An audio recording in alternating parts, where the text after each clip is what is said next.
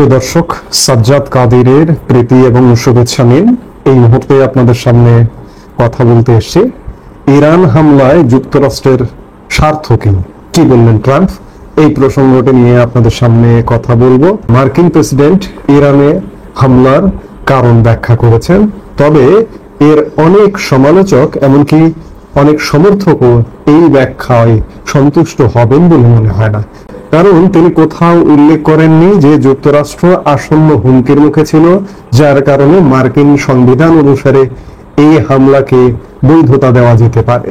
এর পরিবর্তে মার্কিন প্রেসিডেন্ট এই হামলার কারণ হিসেবে বলেছেন ইরান মধ্যপ্রাচ্যের একটি বুলিং শক্তি এবং তারা আমেরিকা নিপাত যাক স্লোগান দিচ্ছিল। কিন্তু এখানে উল্লেখ করা প্রয়োজন, এটি ইরানকে যুক্তরাষ্ট্রের জন্য একটি আসন্ন হুমকি প্রমাণ করে না। ট্রাম্প আরো বলেছেন ইরানের বিদ্বেষের কারণে অনেক মানুষ মারা গেছে, কিন্তু তিনি নির্দিষ্ট করে বলেননি যে তারা আমেরিকান কিনা। তিনি আরো ইঙ্গিত দিয়েছেন আপাতত আরো কোনো হামলার পরিকল্পনা নেই, তবে ইরানকে হুমকি দিয়েছেন যদি তারা আলোচনার টেবিলে না আসে, যদি তারা পারমাণবিক কর্মসূচি বন্ধ করার চুক্তিতে স্বাক্ষর না করে, তাহলে আরো হামলা হবে। তিনি বলেছেন পরবর্তী হামলাগুলো আরো বড় এবং অনেক সহজ হবে। এছাড়া মার্কিন প্রেসিডেন্ট বলেছেন যুক্তরাষ্ট্র ইসরায়েলের প্রতি সব হুমকি দূর করেছে, কিন্তু তিনি এই হুমকি মার্কিন যুক্তরাষ্ট্রের প্রতি এমন কথা বলেননি। এটি অনেক আমেরিকানের কাছে ভালো লাগবে না, যারা মনে করেন ইসরায়েল এখন যুক্তরাষ্ট্রের এমন এক দুর্বলতার দিকে টেনে এনেছে যা মধ্যপ্রাচ্যের একটি বৃহত্তর সংঘাতের কারণ হতে পারে। এর ফলে আমেরিকান সৈন্যদের ঝুঁকির মধ্যে পড়তে হতে পারে এবং একটি অপ্রয়োজনীয় যুদ্ধে আমেরিকান করদাতাদের অর্থ আরো বেশি অপচয় হতে পারে। গতকাল রাতে মার্কিন যুক্তরাষ্ট্রের ইরানে হামলাটি একটি নজিরবিহীন হামলা এবং এই হামলাটিকে পৃথিবীর কোনো প্রান্তের, এক ইসরায়েল ছাড়া পৃথিবীর কোনো প্রান্তের কেউ এটিকে স্বাভাবিকভাবে দেখছে না, ভালোভাবে দেখছে না। এটি পৃথিবীর দেশে দেশে নিন্দা জানানো হচ্ছে, জাতিসংঘ নিন্দা জানিয়েছে, জাতিসংঘ সোমবার বৈঠক ডেকেছে। অর্থাৎ এটি একটি নজিরবিহীন ঘটনা। চিন্তা করুন যে মার্কিন যুক্তরাষ্ট্র থেকে আশপাশে ঘাঁটি আছে, যদিও আশপাশের ঘাঁটি যেমন ইরান থেকে সবচেয়ে কাছের এবং মধ্যপ্রাচ্যের সবচেয়ে বড় সামরিক ঘাঁটি হচ্ছে কাতারে যে ঘাঁটি আছে, সেই ঘাঁটি থেকে বিমানগুলো সরিয়ে নেওয়া হয়েছে আরো কয়েকদিন আগে। এই হামলায় অংশ নিয়েছে যুক্তরাষ্ট্রের অত্যাধুনিক B-2 স্টিলথ বোমারু বিমান। এসব বিমান যুক্তরাষ্ট্রের মিসৌরি অঙ্গরাজ্যের ঘাঁটি থেকে উড্ডয়ন করে এবং একটানা প্রায় 37 ঘন্টা উড়ে ইরানের 3টি পারমাণবিক স্থাপনায় হামলা চালায়। এই হামলা চালানোর পরে কি মার্কিন যুক্তরাষ্ট্র ভয় পেয়ে গেছে? কারণ খবরে প্রকাশ যে ইরানে পারমাণবিক স্থাপনায় হামলার পর যুক্তরাষ্ট্রের প্রধান শহরগুলোতে উচ্চ সতর্কতা জারি করা হয়েছে। কারণটা কি? মার্কিন যুক্তরাষ্ট্র কিংবা ডোনাল্ড ট্রাম্প একটা হুমকিশালী সিদ্ধান্ত নিয়ে হামলা করলেন, করে তারা কি নিজেরা ভয় পেয়ে গেলেন? কিংবা মার্কিন যুক্তরাষ্ট্রকে আবারও ইরানে হামলা চালাবে? মনে হয় না। এটি যে কারণেই হোক, যেভাবেই হোক, ইসরায়েলকে খুশি করবার, ইসরায়েল মরিয়া হয়েছিল যে মার্কিন যুক্তরাষ্ট্র কেন যুদ্ধে নামছে না, ইসরায়েলকে খুশি করতে হলেও এই হামলাটি চালিয়েছে। আর মনে হয় না হামলা চালাবে। আমার মনে হয় যে যুদ্ধটা আস্তে আস্তে প্রশমিত হবে, আলোচনার টেবিলে গড়াবে বলে মনে হচ্ছে সার্বিক বিচার বিশ্লেষণ করে। এখন দেখার বিষয় যে আগামী 2-1 দিনের মধ্যে কি ঘটতে যাচ্ছে। কারণ আমরা খুব শীঘ্রই দেখেছি বারবার ভারত পাকিস্তান যুদ্ধের আবহের কথা চলে আসে। মাত্র 4 দিনের সংঘর্ষ ছিল, সেটি কিন্তু থেমে গেছে। ইরান ইসরায়েল সংঘর্ষ সপ্তাহ পেরিয়ে গেছে, এর মধ্যে নতুন করে যোগ দিয়েছে মার্কিন যুক্তরাষ্ট্র। কিন্তু সারা পৃথিবী ব্যাপী এমনকি মার্কিন যুক্তরাষ্ট্রেও নিজ দেশের জনগণের নিকটও নিন্দার ঝড় উঠছে। পার্লামেন্ট সদস্যরা পর্যন্ত নিন্দার ঝড় তুলেছে। সেই জায়গায় ডোনাল্ড ট্রাম্প এমন সংঘাত, এমন যুদ্ধের দিকে এগোবেন বলে মনে হয় না। আরেকটি বিষয় যে আসলে এই হামলায় কারণটা কি? এই হামলা মার্কিন যুক্তরাষ্ট্রের সংবিধানে এমনটা বলা আছে যে মার্কিন যুক্তরাষ্ট্র যদি হুমকির সম্মুখীন হয় বা তাদের নিরাপত্তা যদি বিঘ্ন হয়, নিরাপত্তার স্বার্থে, আত্মরক্ষার স্বার্থে মার্কিন কংগ্রেসে বিল পাশ করে যে কোনো যুদ্ধে অংশগ্রহণ করতে হয়। এবং এটি কংগ্রেসকে পাশ কাটিয়ে ডোনাল্ড ট্রাম্প নিজের এক্সিকিউটিভ পাওয়ার বলে এই হামলাটি চালিয়েছেন। পার্লামেন্টে, কংগ্রেসে যথেষ্ট প্রশ্নের সম্মুখীন হতে হবে ডোনাল্ড ট্রাম্পকে। এসবের মুখোমুখি হবেন কিংবা আর হামলা চালাবেন? আমার মনে হয় না আর হামলা চালাবেন তিনি। এটি হয়তো শেষ। সংঘাতটি আস্তে আস্তে প্রশমিত হবে বলে মনে হয়। এখন দেখার বিষয় আগামী 2-1 দিনে কি ঘটছে। আসসালামু আলাইকুম রহমতুল্লাহি ওয়া বারাকাতুহু। সম্মানিত দর্শক, ইরান এবং ইসরায়েলের যে যুদ্ধ, এটি বর্তমান অন্তর্বর্তীকালীন সরকারকে নানামুখী যন্ত্রণার মধ্যে ফেলে দিয়েছে। কতগুলো বাস্তব সমস্যা, যে সমস্যাগুলো সরকারের মাথায় ছিল না। যেমন তেলের দাম বেড়ে গেছে। 2 নম্বর হলো যে কাতার থেকে আমরা যে এলএনজি আনতাম, সেই এলএনজির সরবরাহটা এই মুহূর্তে ভীষণ রকম ঝুঁকির মধ্যে পড়েছে। তৃতীয়ত, যদি যুদ্ধ দীর্ঘস্থায়ী হয় এবং হরমুজ প্রণালী বন্ধ করে দেয় ইরান, তাহলে আমাদের যে পুরো জ্বালানি সেক্টর দীর্ঘমেয়াদে যে সমস্যার মধ্যে পড়বে, ওটি ডক্টর মোহাম্মদ ইউনূস সরকারের মোকাবেলা করার মতো অর্থনৈতিক অবস্থা নেই। তারপরে স্ট্রাকচারাল যে কাঠামো, প্রশাসনিক যে কাঠামো, সেটা নেই। লাইন অফ সাপ্লাই সেটাও নেই। শেখ হাসিনার জামানাতে আমরা জ্বালানি তেলের একটা বিরাট অংশ ভারত থেকে আমদানি করতাম, এবং ভারত ইরান থেকে তেল আনতো, তারপর যেটা ক্রুড অয়েল রাশিয়া থেকে তেল আনতো, এবং সেটা রিফাইন্ড করে তারা আবার যে এক্সপোর্ট করতো, সেটা পাইপলাইনের মাধ্যমে আমরা আনতাম। সেই সাপ্লাইটি এখন আদৌ আছে কিনা, ভারতের সঙ্গে সেই লেনদেনটা আছে কিনা আমরা জানি না। 2 নম্বর হলো যে আমরা ইতিপূর্বে সেই এলএনজির জন্য আমরা স্পট মার্কেট থেকে যেভাবে কিনতাম, সেই সাপ্লাইটিও এখন আগের মতো নেই। এর কারণ হলো যে ওই সমস্ত কর্মকাণ্ডের সঙ্গে সালমান এফ রহমান, বিপু, গং, মানে জ্বালানি যে মন্ত্রী ছিল, তাদের সেই সিন্ডিকেটটা চালু ছিল। সেই সিন্ডিকেটের সঙ্গে অনেকেই জড়িত ছিল। এখন সেই সিন্ডিকেটটা সক্রিয় আছে কিনা আমি জানি না। ফলে এই যে আমাদের যে জ্বালানির সংকটটা এই যুদ্ধের ফলে শুরু হয়ে যাবে, যেটি এই সরকারের জন্য একটা রীতিমতো মানে মহাবিপত্তি হয়ে দেখা দেবে। এই গেল এক। 2 নম্বর হলো যে সরকার যে সমস্ত কর্মকাণ্ড করছিল, সংস্কার, এনসিপিকে শক্তিশালী করা, তারপরে একটা নির্বাচনের যে আয়োজন, এই পুরোটাই ভণ্ডুল হতে বসেছে। যারা বাংলাদেশের আশাবাদী মানুষ, তারা অনেকে আশা করেছিলেন যে 2025 সনের ডিসেম্বরে নির্বাচন হবেন। আমার সঙ্গে বিএনপির বেশ কয়েকজন সিনিয়র নেতৃবৃন্দ একান্ত ঘরোয়া বৈঠক, একেবারে টপ, যেটা বলা হয় বিএনপির জাতীয় স্থায়ী কমিটির ধরুন 4 জন সদস্য, আমাদের একটা প্রায় ঘরোয়া বৈঠক ছিল, সেখানে আমিও ছিলাম। একেবারে ক্লোজ ডোর মিটিং, একটা পারিবারিক অনুষ্ঠানে। তাও কত 4-5 মাস আগের ঘটনা। তো সেখানে বিএনপির এই মুহূর্তে যারা সবচেয়ে প্রভাবশালী যিনি আছেন, তো তিনি একেবারে জিদ করে বললেন যে রনি ভাই লিখে রাখেন যে ডিসেম্বর মধ্যে নির্বাচন হবে, এর বাইরে যাওয়া যাবে না। তো আমি তাকে বললাম যে হলে ভালো, আলহামদুলিল্লাহ, কিন্তু ভাই আপনাকে আমি বলছি এতটা আশাবাদী হবেন না, ডিসেম্বরে নির্বাচন হচ্ছে না। এখন সেই ডিসেম্বরের নির্বাচনটা মানে সেই নেতাই বা সেই নেতারাই এখন ফেব্রুয়ারিতে করার জন্য সরকারের নিকট অনুনয় বিনয় করছে। এই গেল এক।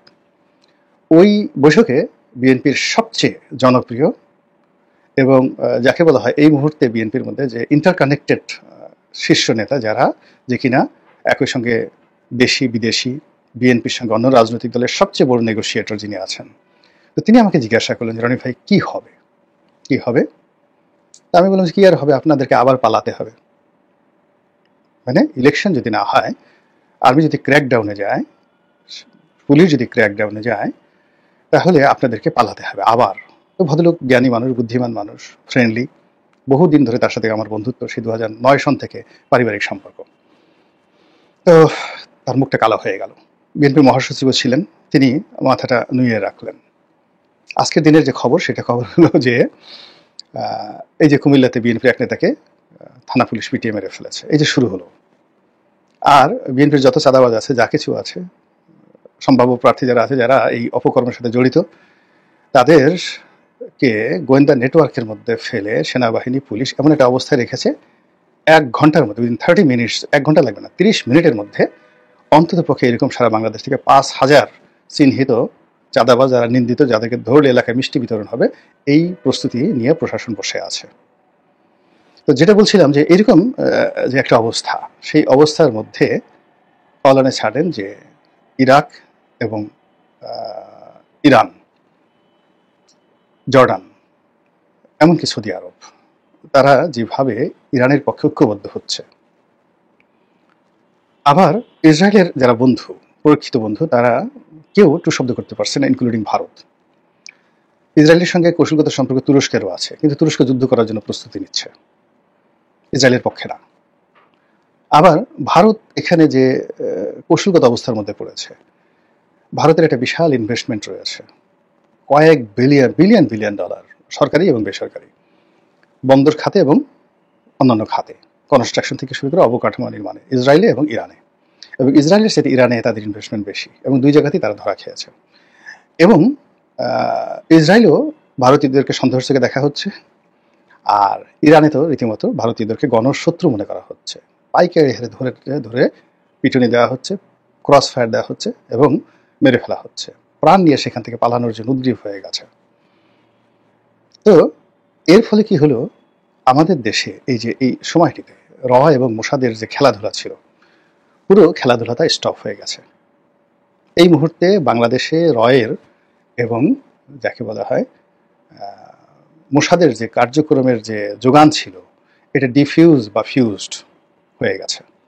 এখানে যারা এজেন্ট আছে মোসাদের বা রয়ের, তাদের সঙ্গে এই মুহূর্তে দিল্লির কোনো যোগাযোগ নেই, তাদের সঙ্গে এই মুহূর্তে ইসরায়েলের কোনো যোগাযোগ নেই।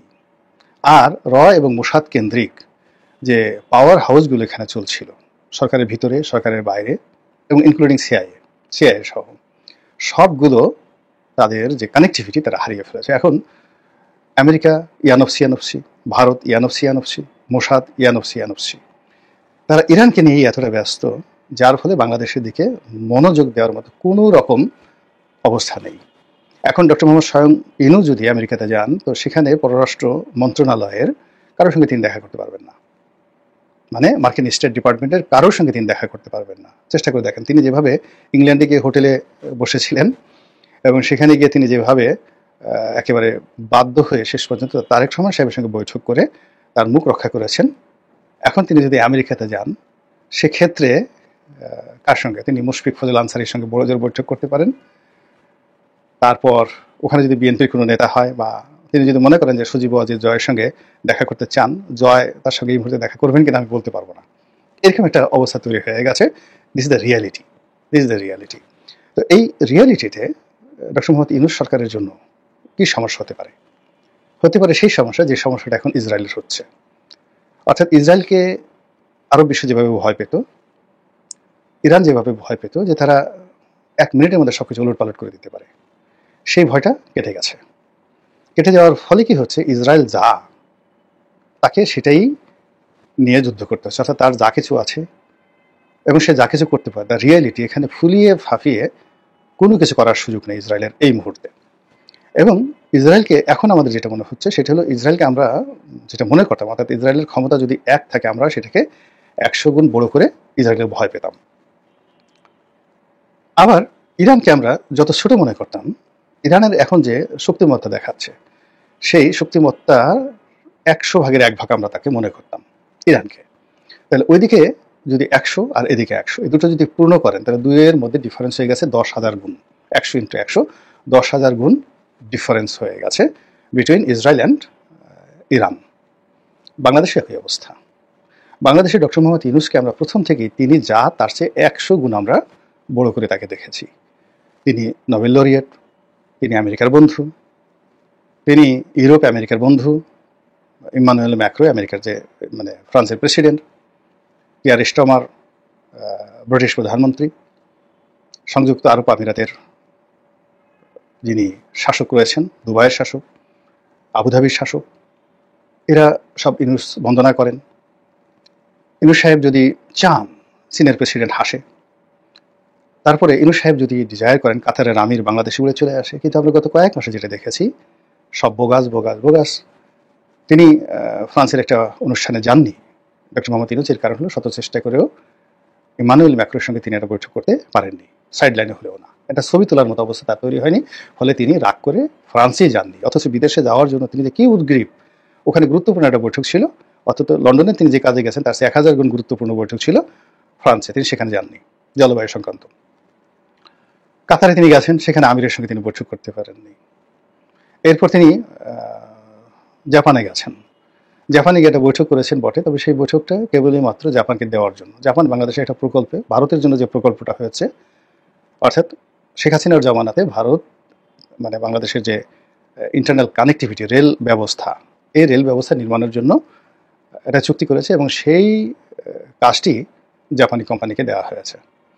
এখন জাপান সেই কোম্পানিকে বর্তমান সরকার টাকা দিতে পারছে না, এবং এই প্রকল্পটা আমাদের 2 পয়সার দরকার নেই। এই প্রকল্পটা পুরোটাই ভারতের জন্য তৈরি করা হয়েছে। ভারত এই প্রকল্পের জন্য নর্মালি ভারত টাকা দেবে, কিন্তু এমন ভারত চালাক, তারা শেখ হাসিনাকে বলেছে যে তুমি এই টাকাটা আমরা বলে দিচ্ছি জাপান থেকে আনো, জাপান থেকে মানে এই কোম্পানিটা জাপান থেকে আনো।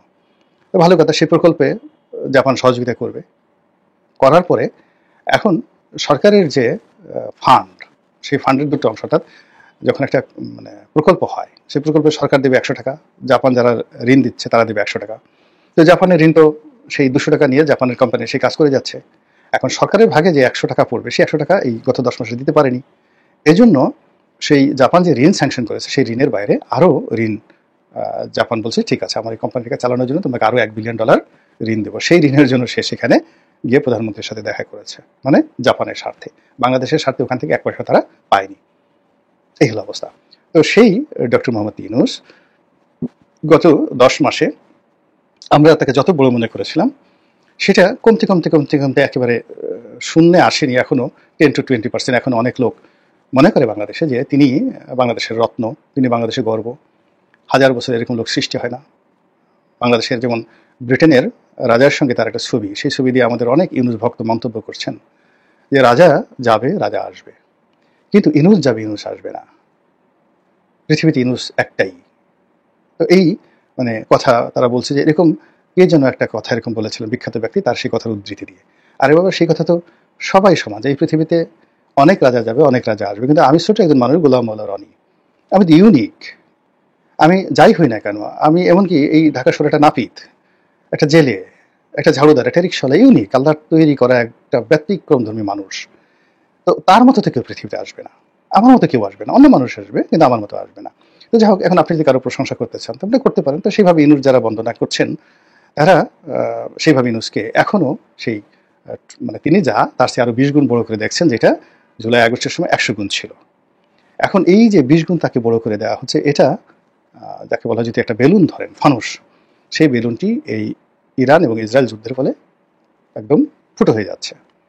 ফলে এখন ডক্টর মোহাম্মদ ইউনূসকে আমেরিকার ভয় দেখিয়ে, ইসরায়েলি লবির ভয় দেখিয়ে, ইউরোপের ভয় দেখিয়ে এই বাংলাদেশের একটা তেলাপোকাকেও নিয়ন্ত্রণ করা সম্ভব নয়। ফলে এখন সত্যিকার অর্থে দিস দ্য টাইম যেখানে he has to prove himself. I am doctor Yunus, I can do XYZ, I can't do XYZ। তিনি যেটা পারবেন সেটাই তাকে এখন করে দেখাতে হবে, আর তিনি যেটা পারবেন না সেটাও এই মুহূর্তে তাকে প্রমাণ করতে হবে, এবং এটা ধরা পড়ে যাবে না। এবং কোনো রকম তাকে নিয়ে আবেগ এই সময়টাতে কাজ করবে না। এই সময়টাতে তেলের মূল্য, এই সময়টাতে অ্যাডমিনিস্ট্রেটিভ যে সকল সমস্যা রয়েছে, এই সময়টাতে বিএনপির সাথে তার যে দূরত্ব রয়েছে, যা কিছু রয়েছে পুরোটাই অ্যাব অরিজিনাল হয়ে যাবে। Not only original, aboriginal. সেই অ্যাব অরিজিনাল পরিবেশ এবং পরিস্থিতি তার জন্য যে কতটা বিপদ এবং বিপত্তি আগামীতে ডেকে নিয়ে আসবে, শুধু অপেক্ষা করুন আর দেখতে থাকুন। আল্লাহ আমাদের সবাইকে হেদায়েত দান করুন এবং হেফাজত করুন। আসসালামু আলাইকুম ওয়া রাহমাতুল্লাহি ওয়া বারাকাতুহু।